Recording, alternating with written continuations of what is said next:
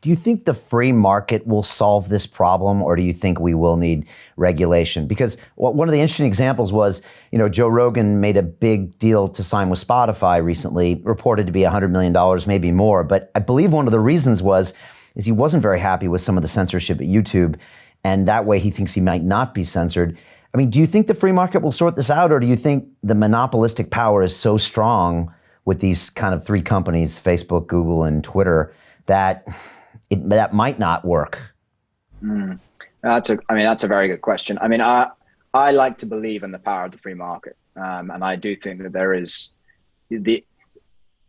sort of two answers to that.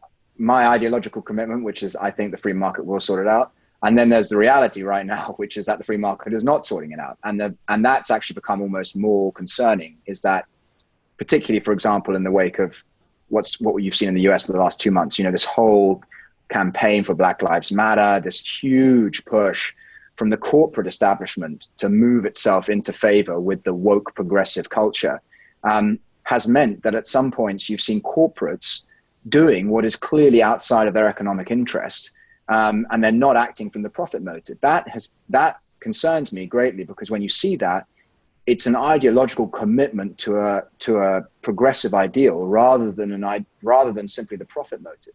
And of course, Thatcher, in Statecraft and in her books, writes clearly about the benefits of economic capitalism being that we don't deal with anyone from benevolence. I'm not dealing with you because I really like you as a person, and I'm also not dealing with you because I don't like you as a person.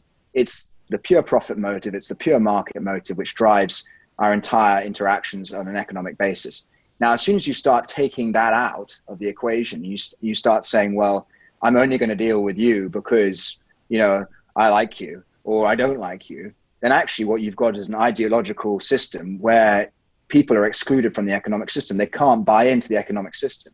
And that's very, very dangerous. And what you've seen with some of these tech companies is a move towards this ideological, we're only going to deal with people if they're progressive enough for us. And that's very dangerous.